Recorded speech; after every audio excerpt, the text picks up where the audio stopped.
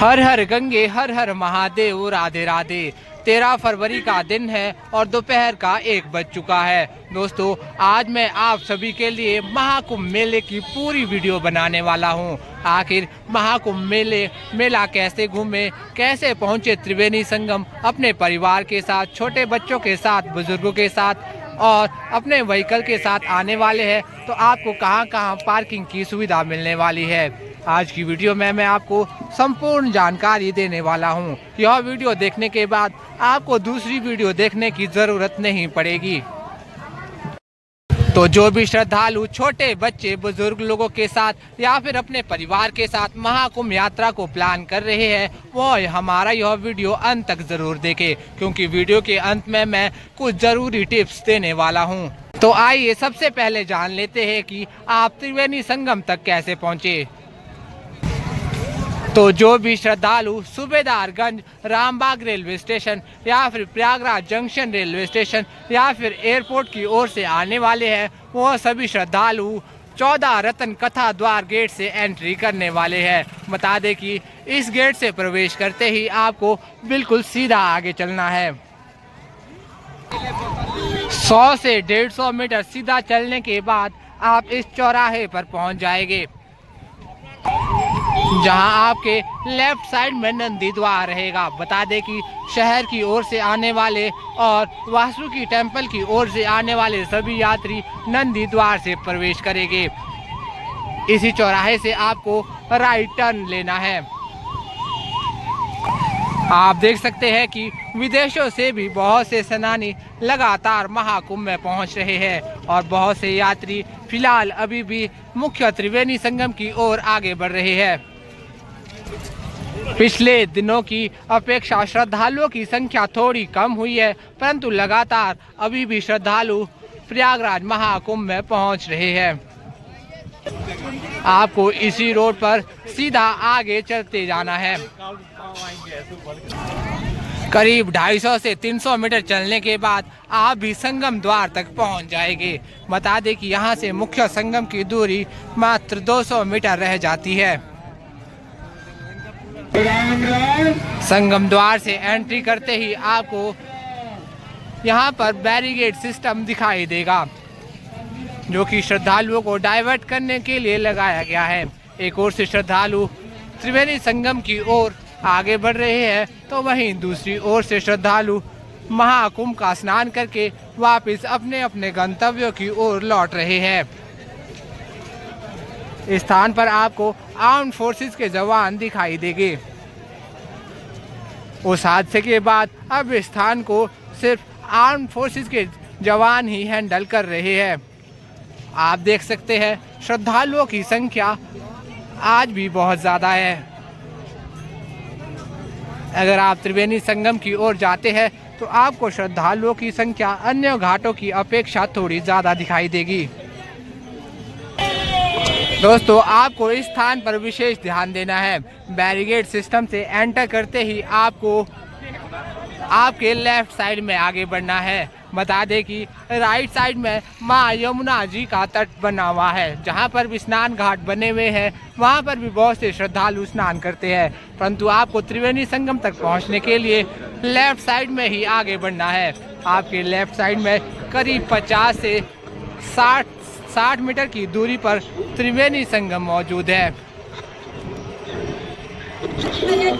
जैसे जैसे आप त्रिवेणी संगम पर आगे बढ़ते जाएंगे, श्रद्धालुओं की भीड़ उतनी ही ज़्यादा होती जाएगी, क्योंकि मुख्य त्रिवेणी संगम पर हर दिन लाखों की संख्या में श्रद्धालु स्नान करते हैं।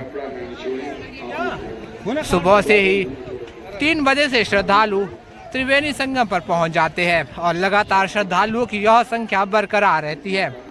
आर्म्ड फोर्सेस के सभी ड्यूटीरत कर्मचारी हर समय इस क्षेत्र की पेट्रोलिंग करते रहते हैं।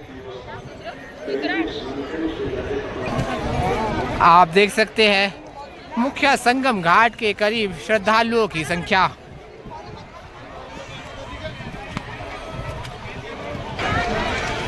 दोस्तों, यह है त्रिवेणी संगम के बिल्कुल अभी के ताज़ा दर्शन।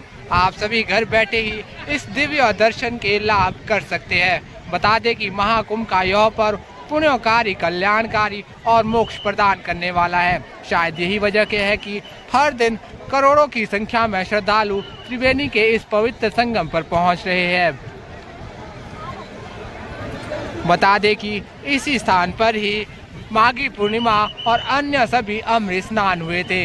इस स्थान पर डुबकी लगाने के लिए 12-12 सालों की तपस्या करने के बाद साधु संत ऋषि मुनि भी अपनी तपस्या छोड़कर त्रिवेणी के संगम प्रयागराज पहुंचते हैं। माँ गंगा, यमुना और सरयू जी का यह पवित्र संगम पुण्यकारी और मोक्ष प्रदान करने वाला है।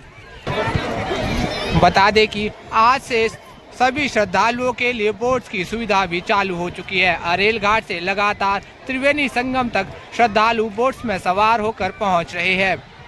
आप देख सकते हैं त्रिवेणी संगम के अभी के ताज़ा हालात। अभी भी दोपहर के समय भी पूरा त्रिवेणी संगम श्रद्धालुओं से फुल हो चुका है। बात करें पिछले दिनों की अपेक्षा की तो श्रद्धालुओं की संख्या थोड़ी कम हुई है, परंतु फिर भी लगातार 60 से 70 लाख श्रद्धालु महाकुंभ के इस पर्व पर त्रिवेणी संगम पर पहुंच रहे हैं। 10 से 12 किलोमीटर के क्षेत्रफल में फैले सभी घाटों पर आपको श्रद्धालु ही श्रद्धालु दिखाई देंगे। उम्मीद है कि आप सभी ने दर्शन कर लिए होंगे, तो चलिए अब आगे बढ़ते हैं। तो परिवार के साथ, छोटे बच्चे के साथ, बुजुर्गों के साथ आने वाले सभी यात्री फिलहाल त्रिवेणी संगम तक आ सकते हैं। बता दें कि यह थोड़ा चुनौतीपूर्ण रहेगा, परंतु पिछले दिनों की अपेक्षा श्रद्धालुओं की संख्या थोड़ी कम हो चुकी है। आप सभी अपनी अपनी यात्रा को प्लान कर सकते हैं। त्रिवेणी संगम से 20 से 30 मीटर लेफ्ट चलने पर आप मां गंगा जी के तटों पर पहुंच जाएंगे। आप देख सकते हैं कि फिलहाल अभी भी मां गंगा जी के तट पर बहुत से श्रद्धालु स्नान कर रहे हैं। बता दें कि मां गंगा जी की यह धारा साक्षात महादेव की जटाओं से निकलकर बहते हुए ऋषिकेश, हरिद्वार से होते हुए प्रयागराज पहुंचती है। जो जल महादेव को स्पर्श करके प्रयागराज पहुंचता है, उस जल में स्नान करना कितने सौभाग्यों की बात है। आप देख सकते हैं माँ गंगा जी की धारा काफी तीव्र गति से बहती है और वहीं यमुना जी की धारा काफी धीरे धीरे से बहती दिखाई देती है। तो चलिए अब आपको माँ यमुना जी के भी ताज़ा दर्शन करवाते हैं।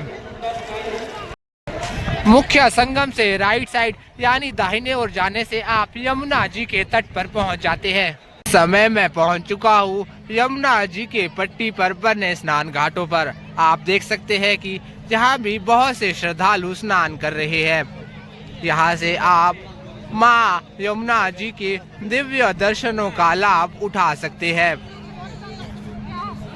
बता दें कि आज अरेल घाट से श्रद्धालुओं के लिए बोट्स की सुविधा चालू कर दी है। अन्य सभी घाटों से आपको यह सुविधा फिलहाल आज तो नहीं मिलने वाली है। त्रिवेणी संगम के ठीक बिल्कुल लेफ्ट साइड में आपको अखाड़ा मार्ग के लिए पीपा पुल नंबर 1 दिखाई देगा, जो कि पहले प्रशासनिक आवागमन हेतु बंद था, परंतु अभी सभी श्रद्धालुओं के लिए खुल चुका है। आप देख सकते हैं कि लगातार श्रद्धालु त्रिवेणी संगम से अखाड़ा मार्ग तक पहुंच रहे हैं। आप देख सकते हैं पीपा पुल पर श्रद्धालुओं की संख्या। लगभग तमाम पीपा पुल आज सभी श्रद्धालुओं के लिए ओपन कर दिए गए हैं। गंगा माँ की इस तीव्र धारा को पार करते हुए हम पहुंच जाएंगे अखाड़ा क्षेत्र पर। जैसा कि आप देख सकते हैं अखाड़ा मार्ग पर बने घाटों पर भी बहुत से श्रद्धालु स्नान कर रहे हैं। लगभग सभी घाटों पर आपको कुछ कुछ करके श्रद्धालु दिखाई देंगे, क्योंकि सभी श्रद्धालु त्रिवेणी संगम की ज़्यादा भीड़ भाड़ से बचना चाहते हैं। एक बार श्रद्धालु सुबह सुबह त्रिवेणी संगम पर स्नान कर लेते हैं तो दूसरे दिन यहाँ ठहरकर गंगा माँ या फिर यमुना जी के तटों पर ही स्नान करते हैं। बता दें कि श्रद्धालुओं की यह संख्या दिन ब दिन लगातार कम हो रही है। पीपा पुल के खत्म होते ही आप अखाड़ा मार्ग यानी कि सेक्टर 20 और 21 में पहुंच जाएंगे। इसी मार्ग पर आपको सभी अखाड़े मिल जाएंगे। जैसा कि आप देख सकते हैं साधु रीतम्बरा जी का पंडाल सेक्टर 8 में बना हुआ है। यह है सेक्टर 21 महावीर मार्ग। इसी मार्ग पर आगे चलते हुए आपको सतुआ बाबा का आश्रम मिल जाता है, जहां पर आप मुफ्त में ठहरने की सुविधा का लाभ उठा सकते हैं। जैसा कि आप देख पा रहे होंगे अखाड़ा मार्ग पर भी श्रद्धालुओं की संख्या काफी ज्यादा है। यहाँ पर ही आप महाकुंभ में मुफ्त भोजन की सुविधा का लाभ उठा सकते हैं। बता दें कि संत बलजीत जी के इस आश्रम में आपको निःशुल्क भोजन वितरण किया जा रहा है, जहां पर आप देख सकते हैं कि बहुत से श्रद्धालु इस पंडाल में अंदर जाकर मुफ्त सुविधा का लाभ उठा रहे हैं। इस अखाड़ा मार्ग में आपको एक से एक तपस्वियों के अखाड़े मिल जाएंगे, परंतु मगर अफसोस इस बात का है कि यह सभी साधु संत अभी अपने अपने स्थान को वापस लौट रहे हैं। आप देख सकते हैं कि बहुत से अखाड़े अब वीरान स्थिति की ओर आगे बढ़ रहे हैं। लगातार श्रद्धालुओं की संख्या, साधु संतों की संख्या और कल्पवासियों की संख्या अभी अपने अपने गांव, अपने अपने शहर वापस लौट रहे हैं। आप देख सकते हैं यह सभी श्रद्धालुओं की तादाद वापस लौटने वालों की है, जो कल्पवासी पिछले 1 महीने से यहीं पर रुके हुए थे। यहीं पर माँ गंगा, यमुना और त्रिवेणी संगम पर लगातार डुबकी लगा रहे थे और लगातार कथा का श्रवण कर रहे थे। वह सभी अब इन अखाड़ा क्षेत्रों से अपने अपने शहरों को वापस लौट जाएंगे। इस अखाड़े में भी सामान भरने के लिए ट्रैक्टर आ चुका है। इस ट्रैक्टर में साधु संतों का सामान लेके यह सभी साधु संत भी वापस लौट जाएंगे। ऐसा भी नहीं है कि तमाम अखाड़े खाली हो जाएंगे, सभी श्रद्धालु साधु संत वापस लौट जाएंगे, परंतु बता दें कि कुछ साधु संत और कुछ अखाड़े 26 फरवरी तक, शिवरात्रि के स्नान तक महाकुंभ की नगरी प्रयागराज में ही रहेंगे। 26 फरवरी के बाद ही कुछ अखाड़े वापस अपने स्थानों की ओर लौटेंगे। तो जो भी श्रद्धालु आज के बाद महाकुंभ में आने वाले हैं, उन सभी को पूरे अखाड़े तो देखने को नहीं मिलेंगे, परंतु कुछ कुछ अखाड़े आपको यहाँ पर जरूर दिखाई देंगे। यह है पहाड़ी बाबा राजेंद्र दास जी वृंदावन वाले का आश्रम। आपने इनकी कथा संस्कार टीवी या अन्य किसी धार्मिक चैनल पर जरूर देखी होगी। इन सभी प्रसिद्ध कथा वाचकों के पंडाल आपको हो सकता है कि 26 फरवरी तक दिखाई दे। आप सभी यहाँ पर आकर इन सभी साधु संतों के दर्शन कर पुण्य और यश प्राप्त कर सकते हैं।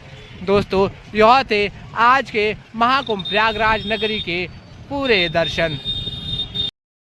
जैसा कि आप देख सकते हैं मुख्य संगम के बिल्कुल पास में ही त्रिवेणी संगम के पास में वाहनों की सबसे बड़ी पार्किंग बनाई गई है, जहां एक साथ हजारों की संख्या में वाहन पार्क किए जा सकते हैं। अभी भी बसेस और बहुत सी गाड़ियां पार्क हो रखी है। बता दें कि यह पार्किंग की सुविधा आपको 13 फरवरी के बाद आप 25 फरवरी तक इस पार्किंग की सुविधा का लाभ उठा सकते हैं। गवर्नमेंट द्वारा हर सेक्टर में जन आश्रय स्थल बनाए गए हैं,